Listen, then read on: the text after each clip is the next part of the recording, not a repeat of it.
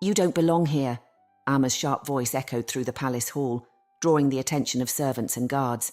Her hand rested on her swollen belly, a triumphant smirk playing on her lips.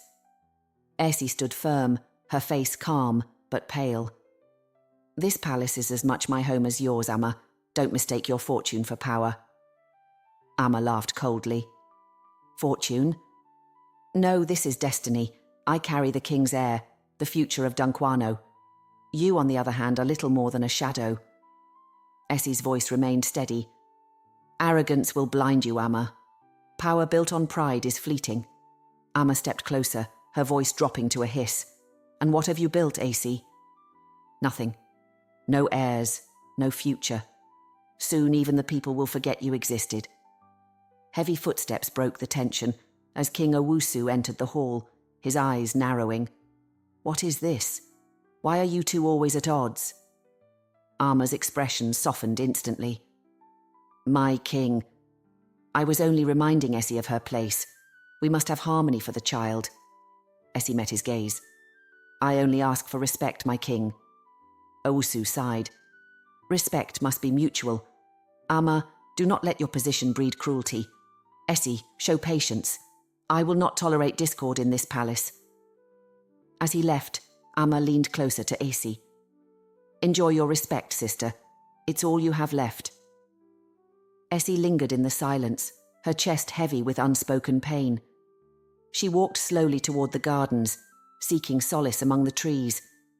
Yet today, even the rustle of leaves couldn't quiet the storm in her heart.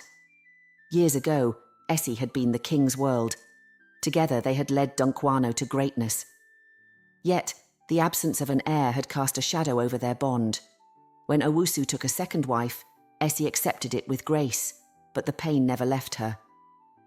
Now, Amma's growing influence was an open wound, and the palace felt more like a battlefield. Essie whispered a prayer to the ancestors, her voice trembling. Grant me the strength to endure. A few days later, the palace erupted in celebration. Amma had given birth to a son, and the halls filled with the sound of drums and laughter. Servants hurried with gifts and food, while people gathered at the gates to sing praises for the new prince. Amma sat on a grand stool, her son cradled in her arms, basking in adoration. The ancestors have blessed us, she declared, her smile triumphant.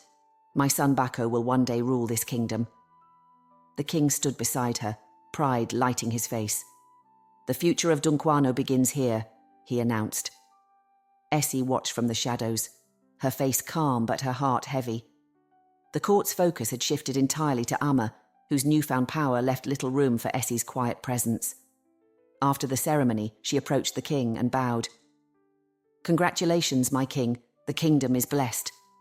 Owusu's expression softened. Thank you, Essie. Your support means more than you know. Over the next few years, Amma gave birth to 2 more children, Kwasi, sharp-eyed and quick-witted, and Kwabena, beautiful and full of mischief. With each birth, Amma's influence grew. She revelled in her position, treating Essie with barely concealed disdain. One afternoon, as they passed each other in the corridor, Amma smirked.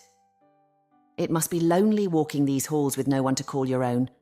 Essie met her gaze, her voice steady. Better to walk alone with honour than to be surrounded by false pride. Amma's smile faded, but her children quickly made her power known. Bako's arrogance turned cruel, Kwasi's cleverness became manipulation, and Kwabena's selfishness grew unchecked. Their behaviour poisoned the palace, and though the people whispered their disapproval, Amma only smiled, proud of their boldness. Essie, meanwhile, became a quiet pillar of strength for the people of the kingdom. She visited them often, offering wisdom and settling disputes. They called her the silent strength of Dunkwaano, even as she carried the weight of her own sorrow. Seasons passed, and the palace continued to buzz with Amma's growing influence. Her children, Bako, Kwasi, and Kwabena, were paraded like trophies, each achievement solidifying her place. Meanwhile, Essie remained in the shadows, enduring the whispers and pitying glances of those who once respected her. One evening, after a long day visiting the people, Essie sat beneath a tree in the palace garden. The setting sun painted the horizon gold as she whispered a prayer to the ancestors. If it is your will, grant me a sign that I am not forgotten. And a few weeks later, Essie felt a change within her, a quiet stirring that filled her with hope. The palace healer confirmed what she could hardly believe. She was with child. The news spread quickly. For the first time in years, the halls were alive with excitement for Essie. Servants whispered of a miracle, and the people celebrated quietly. But the palace was not at peace. How convenient, Amma said, her voice dripping with sarcasm. After all these years, suddenly Essie has a child. It must be her desperate attempt to reclaim what she has lost. The king silenced her with a sharp glance. Amma, this is a blessing for all of Dunkwaano. Do not tarnish it with jealousy. Amma said no more, but her resentment simmered. She watched Essie with calculating eyes, her smiles thin and strained. Months later, Essie gave birth to a son and named him Adom, meaning blessing, symbolizing the divine favor he brought. Unlike Amma's lavish celebrations, Adom's arrival was marked with quiet reverence. The people came with blessings, their prayers heartfelt and simple. Adom's early years were unlike those of his half-siblings. While Amma's children were surrounded by indulgence, Adom grew up with simplicity. Essie taught him kindness, patience, and wisdom. Though the palace was grand, Adom spent more time outside the palace, connecting with the people of Dunkwaano. From the moment he could walk, Adom showed a deep love for nature. He often wandered to the Onyansa River, tending to injured birds and helping farmers.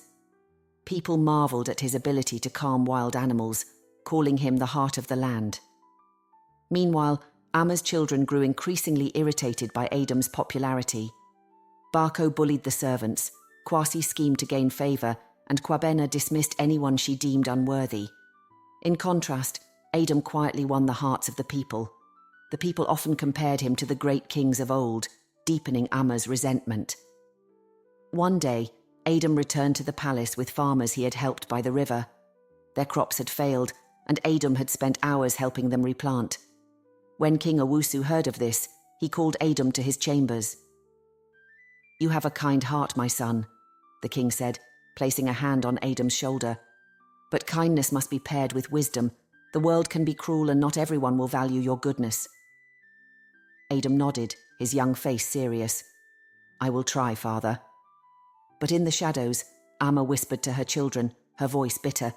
"He is trying to outshine you. This is your palace, your kingdom. Do not let him take it from you." Her words planted the first seeds of hatred, setting the stage for the storm to come. Adom's gentle nature became a thorn in Amma children's side. As the years passed, Bako, Kwasi and Kwabena's resentment grew. Bako was the most openly hostile. "You think you're better than us, don't you?" he snarled one day, cornering Adom by the stables. "No, brother," Adom replied calmly. "I'm only doing what I can to help." Bako knocked over Adom's basket of herbs. "Help? That's all you ever do. Princes don't help, they command." Kwasi's cruelty was more subtle.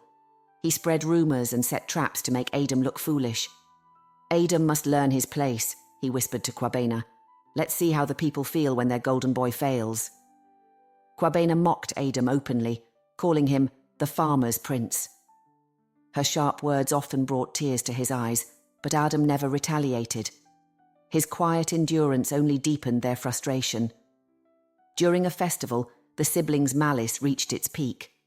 They tampered with the gifts Adom had made for the king, ensuring the stool he carved would break. When it splintered during the presentation, gasps filled the air. Adom's face reddened with embarrassment, but before anyone could react, his mother stepped forward. "This is not Adom's failure," she said firmly. "This is the work of those who fear what he represents." Her words hung heavy in the air. The people began to murmur, their suspicions shifting toward Amma's children. Amma quickly intervened. "Boys will be boys," she said with a forced laugh. Essie's gaze was sharp. "Boys grow into men, Amma, and the kind of men they become depends on the lessons they learn." Despite the tension, Adom remained steadfast. As he tended to an injured horse that evening, he whispered to himself, "I will not let them make me bitter. Dunkwaano needs unity. not more division. Years passed, and the children are now adults. Adom was walking along the Onyansa River one hot afternoon when shouts pierced the air. His heart quickened and he ran toward the commotion. What he saw stopped him in his tracks. A group of people had gathered in a circle, their faces twisted with fear. In the center, tangled in a big fishing net, was a sight he had never seen before. The creature has a human-like upper half, with long, shimmering hair that flowed over her shoulders, and her lower half glittered with silver scales. She struggled weakly to free herself from the net, her chest rising and falling in panic. "She's a water spirit," a man shouted, gripping a stone. "She'll curse the village if we don't kill her." "She's evil," a woman cried, clutching her child. "She will bring misfortune to the kingdom, and we'll all starve to death." The mermaid's voice trembled. "Please, I mean no harm. Let me go." The first stone flew, striking the ground near her head. The crowd surged, their fear feeding their actions. More stones followed, grazing her body as she screamed. "Stop this at once!"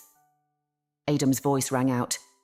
He pushed through the crowd, standing between the mermaid and the people. "What are you doing?" "She's dangerous," an elder shouted. "Her kind brings misfortune." Adom's eyes blazed. "She's defenseless. Does this look like evil to you?" The people hesitated, their hands loosening on their stones. A younger man lifted his arm to throw, but Adom stepped closer, his voice steady and sharp. "If you throw another stone, you'll answer to me." The man faltered, and the crowd murmured uneasily, their fear fading into shame. Adom knelt by the mermaid, working quickly to untangle the net. Her tearful eyes met his. "Why are you helping me?" she whispered. "Because it's the right thing to do," Adom said simply. When the last knot was undone, the mermaid slid toward the water. Before disappearing beneath the surface, she turned to Adom. "My kind called me Adjoa. You have saved my life. I will never forget your kindness." And in an instant she was gone. Adom remained by the river, gazing at the water as it resumed its peaceful flow. The people dispersed, their earlier anger replaced with quiet reflection. Though the crowd had gone, the weight of what had transpired lingered in Adom's heart. Life in the kingdom settled into routine after the chaos at the Onyansa River. The people whispered about Adom's bravery, but the palace buzzed with quiet tension. Amma's resentment toward Essie and Adom continued to simmer beneath the surface. One morning, the rhythm of palace life broke. King Owusu, who had seemed steady despite his age, fell ill. A fever left him weak and confined to his chambers. Days turned into weeks, and his condition only worsened despite the efforts of the palace healers. Essie and Amma kept vigil at his bedside, though the tension between them was palpable. Amma, in the privacy of her chamber, often whispered about the future to her children. "We must secure our place," she said one evening. "The kingdom cannot afford weakness." Essie sometimes overheard her words but said nothing. Her heart ached to see Owusu so frail. One afternoon, the king called his wives and children to his side.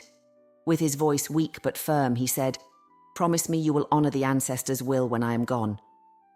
"We promise," they all replied, with their voices trembling. That evening, as the sun dipped below the horizon, King Owusu breathed his last. The drums of mourning echoed across the land, and the people gathered at the palace gates in grief. Inside, the elders prepared to consult the ancestors to decide Dunkwaano's next ruler. Amma's children were restless. "The throne is mine," Bako said, pacing in the shadows. "I am the eldest son." Kwasi smirked. "Let the ritual happen. If the ancestors choose wrong, we'll ensure they're silenced." Amma's smile was tight. "This is our moment. Adom cannot take what belongs to us." The palace courtyard buzzed with anticipation on the morning of the ancestral ritual. People and nobles gathered to witness the sacred ceremony that would decide Dunkwaano's next ruler. The drums beat solemnly as the elders were about to begin the sacred rituals. Amma stood with her children, her chin held high. Bako whispered to Kwasi, "They'll name me heir. It's the only choice." "Of course," Kwasi said with a smirk. Across the courtyard, Essie rested a hand on Adom's shoulder. Whatever happens, remember who you are. Humility and wisdom are greater than power. Adom nodded, calm as the elders began their chants. After a few minutes, the chief elder raised his hands. The ancestors have spoken, and this is their will. Adom, son of Essie, is the chosen heir. Gasps rippled through the crowd. Amma's face twisted in disbelief, while Barco's fists clenched in fury. "This is outrageous," he shouted. "I am the rightful heir."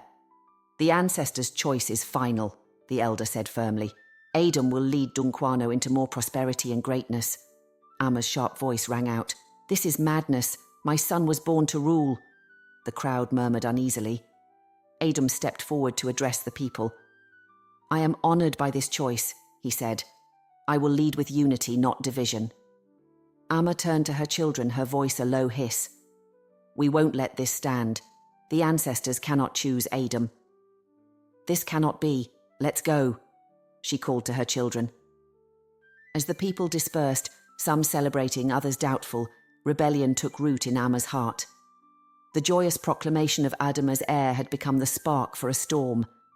The air in Amma's chambers was thick with tension. Barco paced back and forth, his fists clenched. Kwasi sat cross-legged, his eyes gleaming with malice, while Kwabena leaned against the wall, her lips pursed. "This is unacceptable," Barco snarled. "I am the eldest, the throne is mine." Kwasi smirked. "The ancestors disagree, but that doesn't mean we have to." Amma sat calmly. "Adom may have been named heir, but he doesn't have to remain one." Kwabena frowned. "What are you saying, Mother?"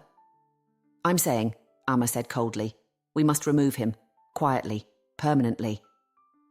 The room fell silent. Barco stopped pacing and stared at her. "You're suggesting we kill him?" Amma's gaze didn't waver. "If Adom lives, the throne will never be yours. Are you willing to let him take what belongs to us?" Kwasi's smirk widened. "It must look like an accident, or better yet, someone else's crime." Kwabena hesitated. "What if we're caught? The people love him." "That's why we'll be precise," Amma snapped. "I already have a plan." She outlined the scheme. Adom would be lured to the Onyansa River under the pretense of a ceremonial offering.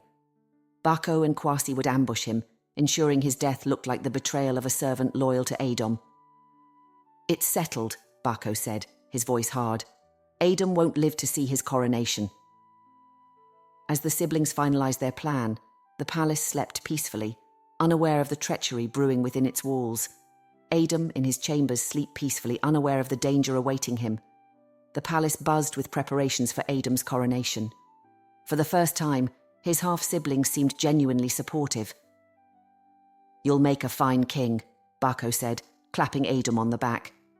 "We're proud of you." Kwasi leaned in. "There's a tradition before the coronation. The heir makes an offering at the Onyansa River to honor the ancestors." Adom, eager for reconciliation, agreed. That evening they made their way to the river. Barco carried a ceremonial staff, Kwasi held offerings, and Kwabena clutched incense. Adom walked at the center, his heart hopeful. At a quiet spot, Barco smiled. "This is perfect. Let's begin." Adom knelt by the water, placing his hands in prayer. Behind him, Kwasi motioned to Barco, who unsheathed a dagger.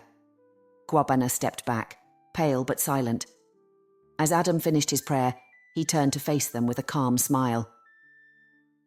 "Thank you for being here, brothers." Barco stepped closer, his expression hard. "It's only fitting we're here, Adom, to witness the end of your path." Before Adom could respond, Barco's dagger struck, plunging into his side. The sudden pain stole Adom's breath as he stumbled backward, blood blooming across his tunic. "Why?" he gasped, his voice weak with disbelief. "You were never meant to rule," Barco snarled. "The throne belongs to us." Kwasi, his tone cold and detached, added, "You're a threat, Adom. The people love you too much, and we can't allow that." Barco and Kwasi shoved him toward the riverbank, where he fell backward into the icy water. The cold gripped him instantly, and his body sank deeper into the darkness of the river, the weight of his injuries dragging him down.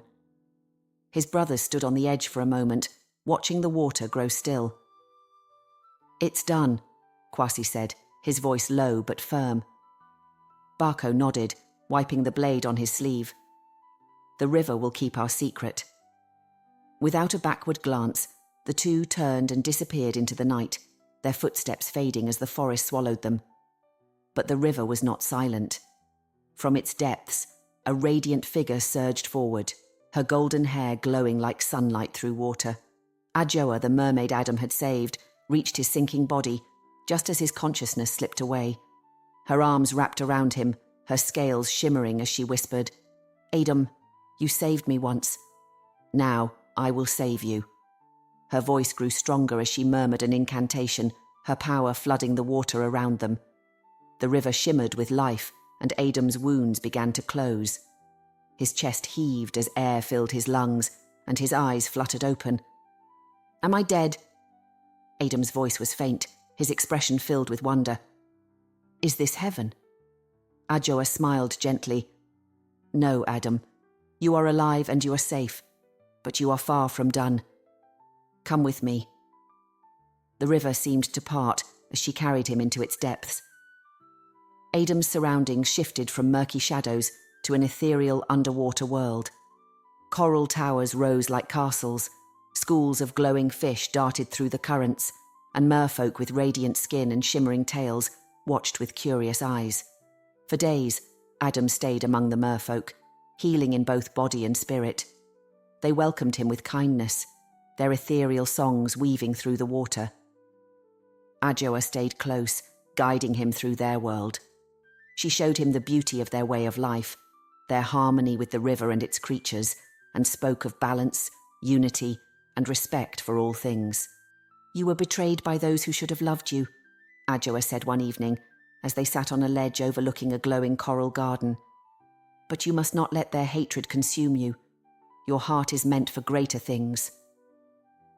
Adom, still overwhelmed by all he had seen, nodded slowly. "I don't know if I can return. My brothers, they will destroy the kingdom." Adjoa placed a hand on his shoulder. "You will return when the time is right. They think they have silenced you, but the river has given you new strength.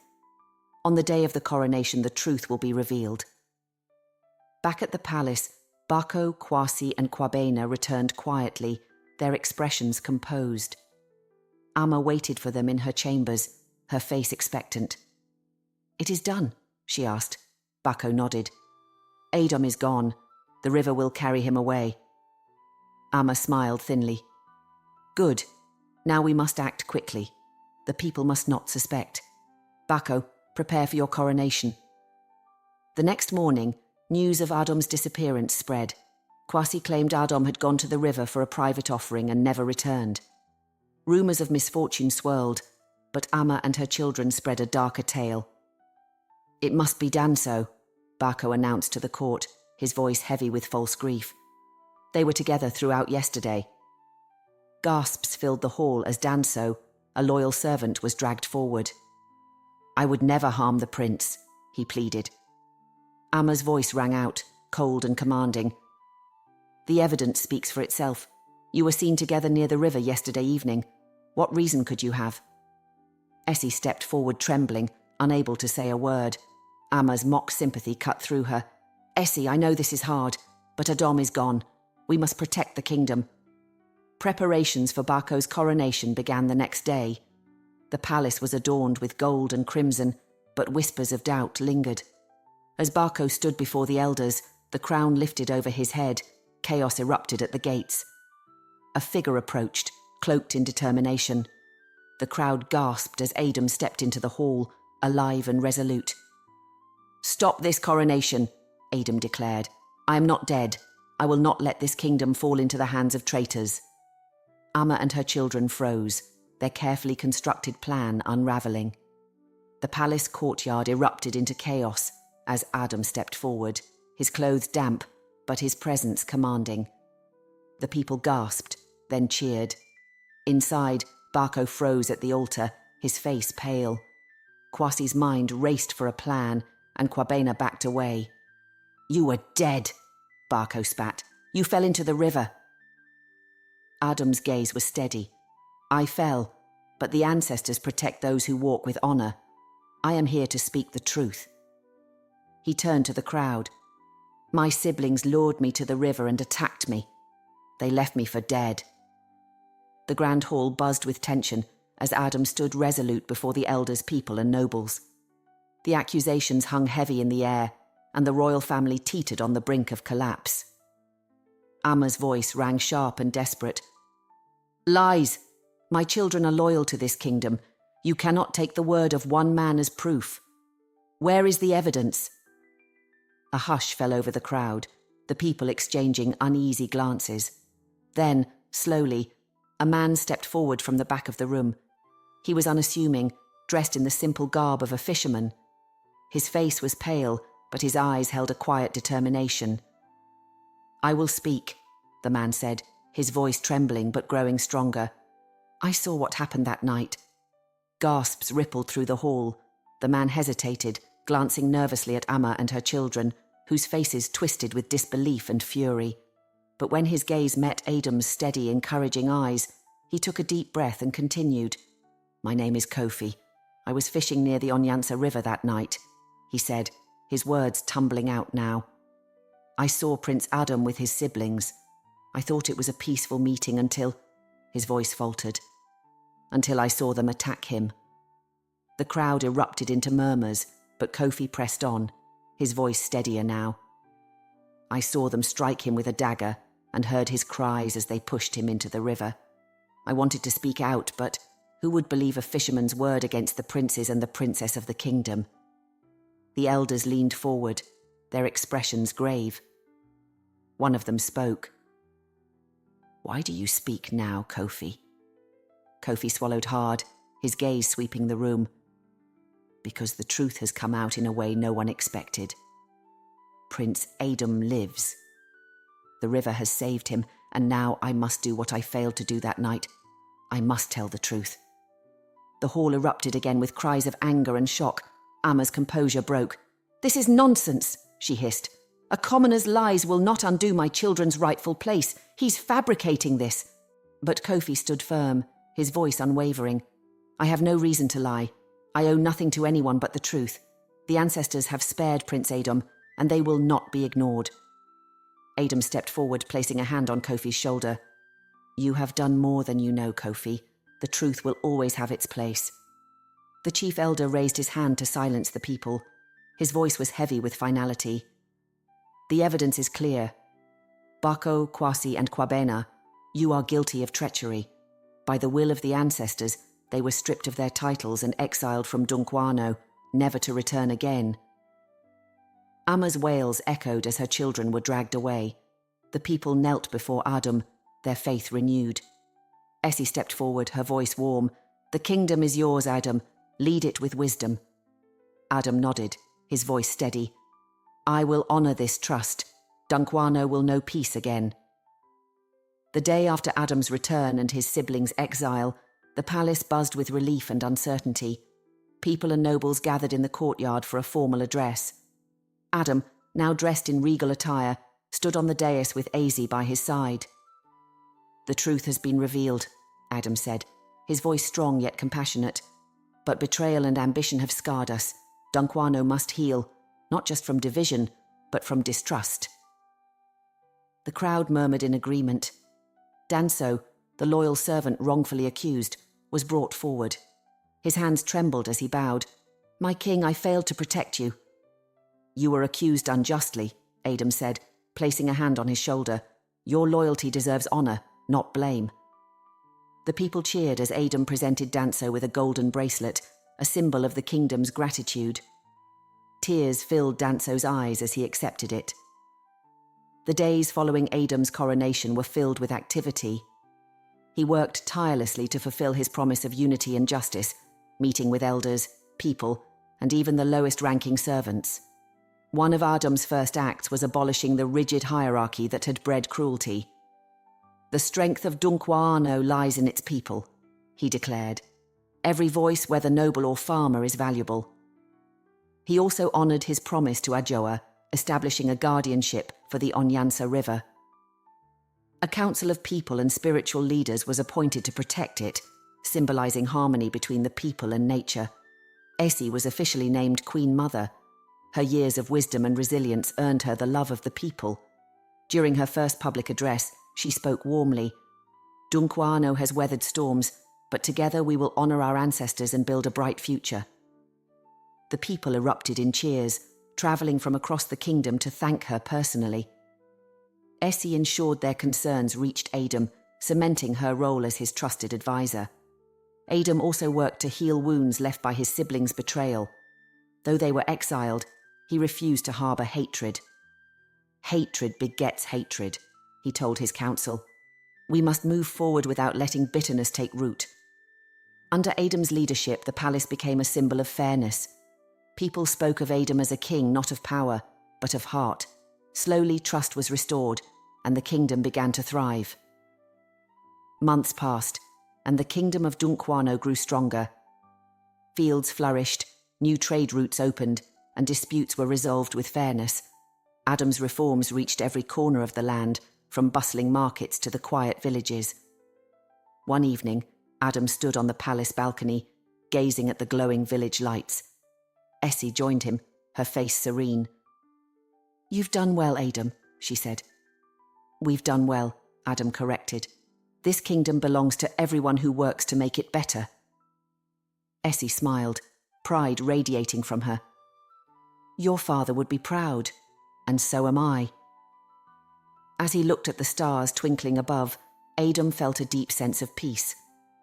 Dunkwaano had endured betrayal and division, but under his reign, it was healing. The legacy of King Adom was not one of power or conquest, but of unity, justice, and respect.